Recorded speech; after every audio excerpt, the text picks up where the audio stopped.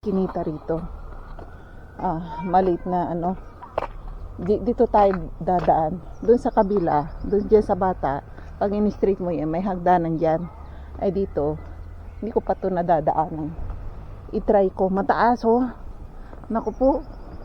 Hihingalin ako. Masla. Ay. Grabe. Ayan, may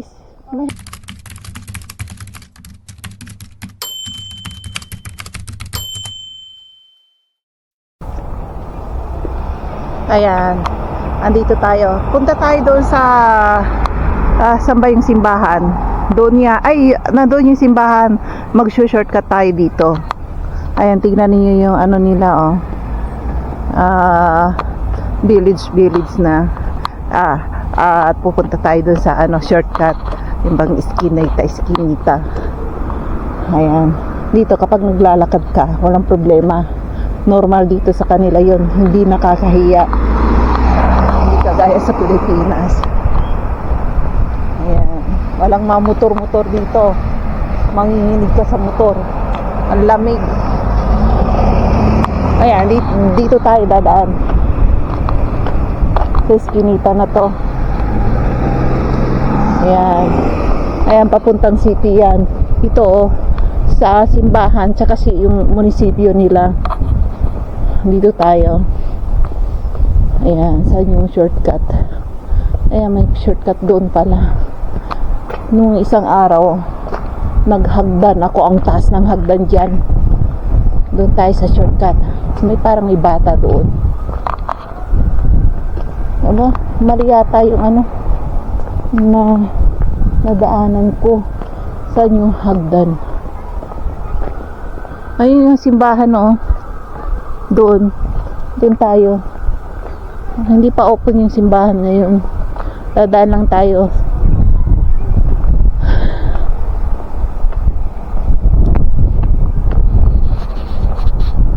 Ayan.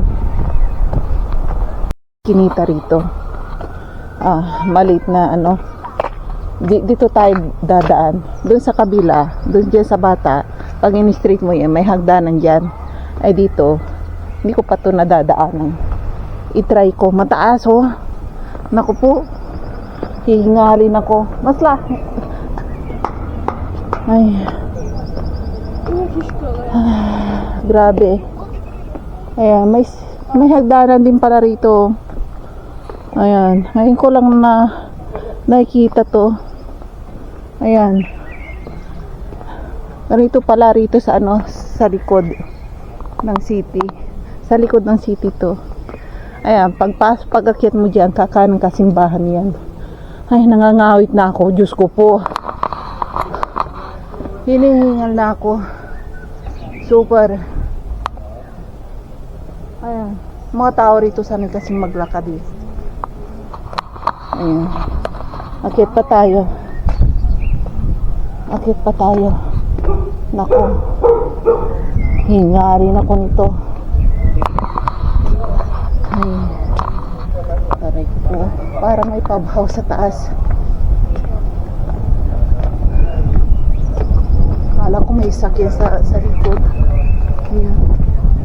Ayan, pubhouse dito sa taas. Ayan. Ayan, maraming tao. Ayan ako. Maraming tao sa ligas diyan sa pubhouse. Hinihingal na ako. Ang taas oh. Tingnan niyo sa baba. Parang Baguio style.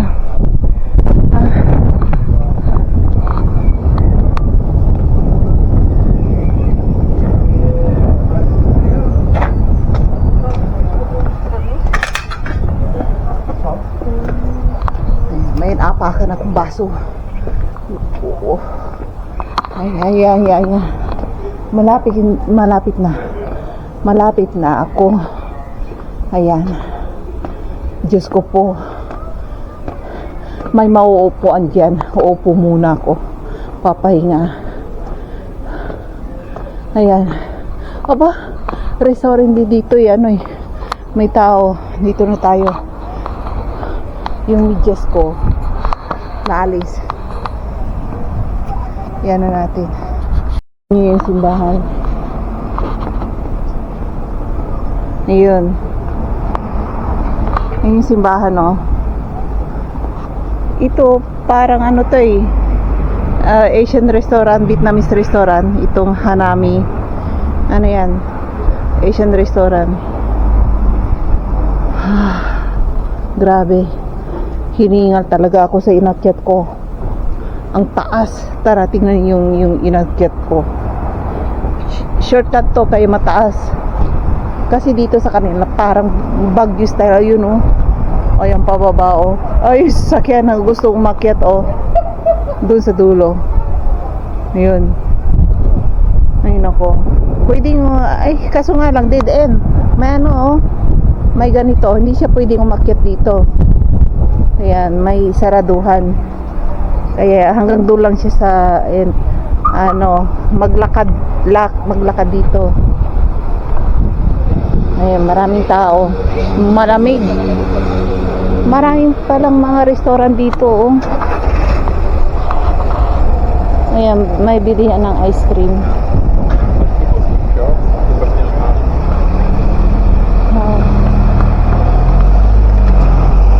Ayan. Bilihan ng ice cream. 3, 4, 5. Kano? 50, 45. Ayan. Insurance company. Ito. Ay, nako. Big exercise yung ginawa ko. Kaya, ayaw kong dumaan dyan eh. Kaso nga lang kailangan. Kailangan ko mag-exercise. Parati na lang akong nakaupo eh. Upo tayo doon sa harapan ng simbahan. Ayan, ano to?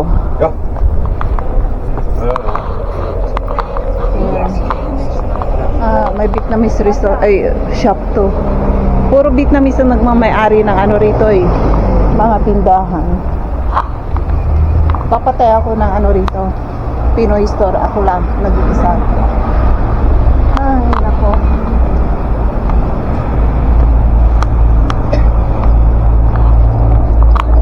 Baka unahan niya ako. Unahan niyo na ako para makabili na ako sa inyo. Kaya na munang maunang mag-open ng ano ba yun, Pinoy store. Ayan, dito ako dumaan dati rin, parang Baguio rin style. Stairs ang nandito. Ayan.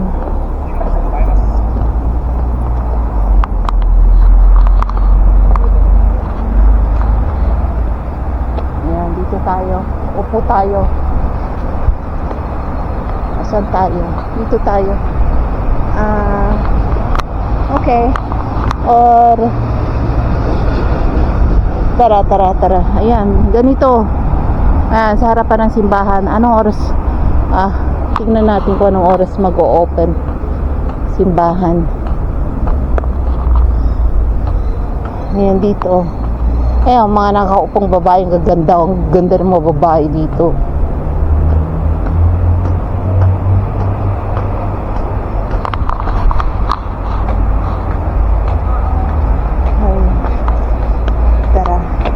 Papasok muna ako sa simbahan. Ito yung entrance ng simbahan. Ayan, o. Taas. Ayan. Aba, si Jesus nakamotor. Bakit? Ayan, o. Tara, patayin na natin. Ayan, nakikita niyo yung mga tao sa gilid ng daan. Ano yan, mga homeless, walang matirahan. Ayun, oh. Mga yun. Ayan. Kaya nandiyan sila. Ay, may sakyan yata parating sa likod ko. Ayan. Ayan, yung isa, ang lakas ng hilik, natutulog yung isang homeless. Ayan, nakikita ko parati sila dito sa harapan ng munisipyo. Minsan, may dala-dalang alak minsan. Kaso parang, ngayon na nga ang kahirapan sa kanila. Tsaka ano pa sila, ang babata pa nila, mga 30 years old above, mga ganyan. Bakit hindi sila magtrabaho, tagahugas ng pinggan, ganun. mas gusto pa nilang ganyang pumunta dyan at mag-stay dyan. Ay nako, buhay nga naman. Ayan, nandito na tayo sa eskinita ng munisipyo. Ayan, insurance car insurance. Kung naghanap kayo ng i-register yung sakyan ninyo dito sa car insurance dito.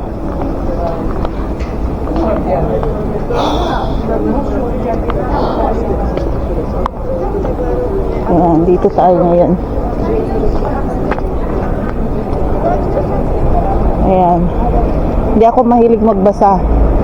Kaya hindi ko nababasahin niya. Ay, may naghanap pa lang nagtatanong sa akin kung saan ba ang pwedeng mapag-i-stayang hotel. Dito, Praha Hotel to. Ay, Praha. Dito sa harapan ng munisipyo. Praha Hotel. Pangalan niya ay Praha, hindi Praha City. Ayan. Tsaka may restaurant na sila. Pero mas maganda doon sa amin yung Imperial Hotel. Maganda din doon sa malapit sa bahay namin. Bagong gawa yun. Ito, matagal na to eh. Itong hotel na to. Ang tagal na yun na nakikita ko. Yung sinasabi ko yung Imperial Hotel. Bagong bukas yun eh. Mga ilang taon lang. Maganda at saka mura pa. Dito mahal to. Kasi mismong sa city, ayan, munisipyo nila, oh. Ayan, may kalapati pa kayo nakikita rito. Ayan. Kaya mahal ang hotel na to kasi nasa mismong city. Doon sa baba, doon sa malapit sa amin, yung Imperial Hotel. Sa mismong city rin, malapit sa train station, sa shopping mall. Pwede rin silang maglakad hanggang dito. Naglalakad nga ako eh. Ayun. Kasi pa mga hotel dito, maganda. Pero kung hanap niyo yung tourist attraction din, dito na lang kayo sa city. Kasi kung halimbawa mag-hotel kayo sa mga probinsya, nako, maglalakad or sasakay pa kayo ng bus or taxi or di kaya mag-aarkila kayo ng taxi. Yun nga lang, mahal. O di kaya nag-aaway na yung mag-asawa. Nag-aaway na isang mag-asawa. Dito talaga kapag gumagala ka araw-araw, marami kang makikitang kababalaghan. May nadisgrasya, may nag-aaway, nagsusuntukan, ganun. Ayan. Ayan, nag-aaway na yung dalawa. Tag-isa sila ng karga ng bata. Siguro pinag-aawayan nila. Itulak ng dalawa to. Ayan yung dalawa. Ayan na, naghiwalay na ng landas. Hindi na nakaya. Yung isa itinuro doon sa kaliwa, yung isa kanan. Ayan. Ay, sabi niya, dito ang daan. Ayaw ko dyan, sabi ng asawa. Ayun, nag-aaway na sila. Ayan. Kaya bisa yung mag-asawa eh. Hindi na pagkakasunduan kung minsan saan pupunta, nag-aaway. Ayan. Gano'n din kayo minsan nag-asawa ko eh. Kung minsan nag-aaway kami dahil lang sa mga bagay na yan, may pupuntahan. Yung isa, ayaw ko dyan. Ay, yung isa mo naman, gusto doon. Ay nako. Kahit sa restaurant, kung kakain ka sa restaurant din, sabi ng asawa ko, dito tayo, gusto ko dito. Ay, ayaw ko dyan eh. Walang kanin eh. Walang rice kasi. Kaya ayaw ko dyan. Magharap tayo ng may rice. Doon na kayo nag-aaway. Hanggang sa pag-uwi, nag-aaway na kami dahil lang dyan sa restaurant na yan. Ay, nako. Ay. Kung minsan nag-aaway din yung mag-asawa dahil sa pag-iyak ng bata. Ba't umiyak yan? Ayan, ganito ganyan.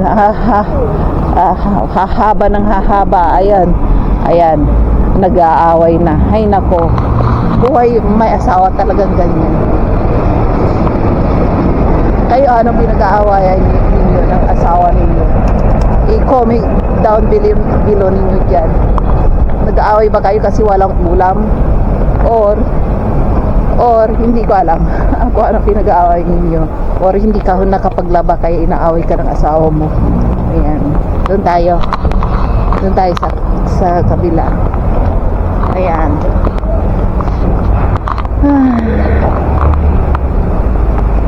Hindi tayo.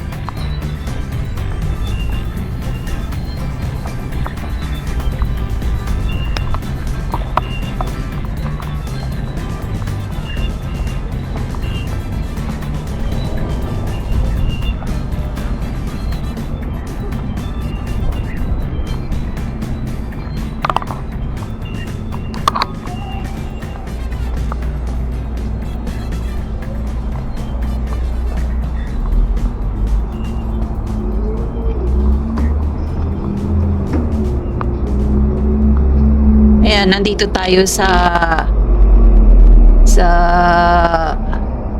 bus and tram station. Sa kanan ay malaking shopping mall yan. Maraming shopping mall dito na nakakapalibot sa tinitirahan natin. Ayan, ang dami rin grocery. Ayan, labasan na ng mga workers at student. Ayan, tsaka yung mga namalingki, wala na ang palengke rito eh. Ano yun, nag-grocery. Dito lang kayo makakita sa Czech Republic na walang palengke. Hindi katulad sa Pilipinas. Ayan. Di ba sabi ko sa inyo kanina, walang palengke rito sa Czech Republic. Hindi sila wala yung mga naglalatag sa labas na nagbibinta ng mga ulam or barbecue sa labas na nilalatag, street food, wala rin yung mga night market dito, paminsan-minsan lang. Yung night market mga naglalatag sila sa piyesta, ayan, kung may mga okasyon, piyesta, mga ganyan, ayan, naglalatag sila. Pero yung mga palengke araw-araw, wala. Sa isang taon naglalatag sila every kapag may piyesta lang. Ayan. Ayan, bus. Yan eh, pag tuloy-tuloy yan, isang bus stop pa ay doon yung connecting area ng lahat ng pupunta ng probinsya. Kung saan sa parte ng probinsya, doon sa city, next city. Municipal dito, plaza ang tawag nila rito eh. Doon sa baba, mismong city, doon lahat ng mga bus station, connecting area, papunta sa iba't ibang lugar. Ayun. Tapos, may nag-message sa akin na maganda raw itong tinitirahan ko. Oo, maganda rito. Alam nyo ba, yung tinitirahan ko, lahat nandito na. may malapit ako sa pagbaba ng bahay namin. Hindi ka na magdra-drive ng sasakyan mo or magmumotor. Dito pala walang motor. Wala rin bicycle. Kasi malamig. Nandito na lahat. Ayan, yung orange na yan. Palasyo yan. Ay castle. Ayan, dito parkingan to. Nandito na lahat sa tinitirhan namin. Kaya kung may pera ka, magandang tumira sa mismong city. Ayan, pero kapag wala, nakakalungkot, katulad ako ng mga, kapag wala kang pera, katulad ka rin ng mga homeless na paupo-upo, namamalimos. May maraming homeless dito na namamalimos. Mga bata pa, ang gwapo pa. Naku, sa mga ganyan sa Pilipinas, nako, yung mga lalaking yan, lalaki pang mga namamalimos na mga gwapo. Ay, nako. Mga 30 years old above, mga ganyan. May mga itsura. Kaso nga lang, mahalata mong mga homeless sila kasi ang baho ng mga damit nila. At saka, ang dungis. Tsaka parang parating lasing. Ayun, tapos hihiga-higa pa sila sa semento. Diyan kapag andyan sila nakaupo sa semento. Kapag sumakay sila sa bus, maaamoy mo yung yung panghinang damit nila. Ayun. Okay lang sa kanila rito kahit na hindi ka maligo kasi malamig na lugar eh. Kaya yung mga homeless naman wala naman saan sila maliligo. Hindi na pwede silang tumalon sa ilog kasi ang ilog dito, grabe ang lamig. Yung mga kanal-kanal, kung talagang matitiis nila yung yung lamig noon, doon sila lumangoy. Or di kaya parang camping style ang gawin nila. Kumuha sila ng tubig sa kanal, ipakuluan nila, kung may lighter sila, ay doon sila sa sa gubat. Ayan. Ay, nako, buhay nga naman. May kayang buhay, may average lang ang kaya ng buhay, yung iba walang matirahan. Ay, nako. Ganito ang buhay dito. Kahit sa bansa may mga homeless. Hindi lahat ng kahit nasabihin yung ang Europe ay rich country, hindi lahat ay mayaman. Maraming sa kanila yung mga local na mga basuriro at nangangalakal at mga pulubi rin. Kaya dito practical ang mamuhay dito, at saka kung may pera ka, kailangan budget ka. Kung talagang hindi porkit sumahod ka ngayon ay ini-expect mo na bibilhin mo lahat. Kailangan sa bulsa mo magtira ka ng cash para sa emergency. Hindi mo alam kung anong mangyayari sa future mo. Hindi yung tumawag yung pamilya mo sa Pilipinas na ngailangan ng pera, yung pinakatago-tago mong pera ipinadala mo doon, ayun pala niloloko ka lang, pinang shopping lang. Karamihan sa mga mga nangihingi mga ganyan, kapatid, pinsan, or nanay or lola, mga ganyan ang mga style. Sabihin sa'yo, ay naku, masakit ang ganito ganyan ko, ay magpapadoktor ako. Ayun pala, hindi nagpadoktor. Nag-shopping, nagpa-parlor, nagpa-cutics. Ayun pala, masakit lang ang ulo, konting sakit lang. Yun lang. Hinugot mo lahat yung pera mo sa bangko rito, sa ATM mo. Ngayon, ikaw naman, super tipid ka, halos hindi ka maglustay kasi kailangan mong magtipid. Ayun pala, niloloko ka lang ng mga pinapadalan mo. Kasi, naawa ka sa kanila. Kaso nga lang, hindi naman sila naaawa sa'yo. Yun ang problema sa mga ganyan na kamag-anak or kapatid or nanay or tatay pa. Kahit na yan, kadugo mo pa, sila minsan ang number one manluloko sa'yo. 100% sa mga ganyan. Mas maganda pa nga yung hindi mo kaano-ano natulungan kaysa yung mismong kadugo mo pa, sila pang number one kaaway mo balang araw. Kasi kung ikaw naman minsan ang nangailangan, hindi ka nila tutulungan, nagkikipag-away pa sila. Kaya kung halimbawa nangailangan sila ng tulong sa'yo, Nako, mag-isip-isip ka na. Kung noon, parati mo silang tinutulungan at sinasagad ka na nila, buong buwan na lang, hindi na lang sila nagtatrabaho, hinihintay ka na lang magpadala, mag-isip-isip ka na. Niloloko ka na ng mga ganyan. Ay nako. Kaya, marami na akong naririnig mga ganyan eh. Kaya buwan-buwan na lang, 2 years kayo na kontrata nyo rito, pag-uwi nyo, wala kayong naipon. Makikitira kayo sa mga kapatid ninyo, may asawa yun. Mag-aaway pa kayo, palalayasin pa kayo, no? Kahit na sariling kapatid ninyo. Or halimbawa, nanay ka, tapos umuwi ka, wala kang ipon, yung mga anak mo nag-asawa, makikitira ka. Ay nako, yung mga manugang mo, palalayasin ka, magbalot-balot ka na. Kaya kahit na mga anak ninyo, huwag niyong lubusin na ibigay lahat. Isipin nyo ang pagtanda nyo rin. Kasi hindi naman pwedeng pagtanda mo, ay may mga anak naman ako na susuporta sa akin. Ay hindi. Yung anak mo matutulungan ka. Pero yung asawa nun or manugang mo, hindi mo alam kung mabait or salbahe. Nako, mag-isip-isip ka na. Kahit gusto kang tulungan ng anak mo, sabihin ng asawa niya, wah, mag-away pa sila. Ay nako, karami yung mga ganyan na ugali, no? Kaya kayong mga nasa abroad, huwag nyo ipadala lahat ang pera ninyo. Bigyan nyo sila ng konting halaga, pero pag next time ulit, mangi ulit sila, tigasan nyo ng puso ninyo. Diba? Ayan. Sino ang may karanasan na sa mga ganyan? Comment below.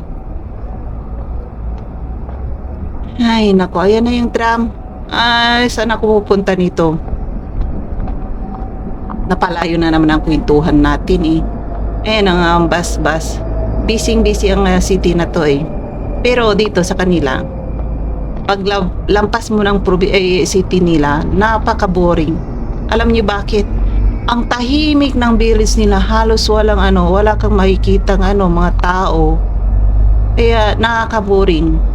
Kaya nung katulad nung probinsya ng nanay ng asawa ko, yung biyanan ko, boring din doon sa kanila.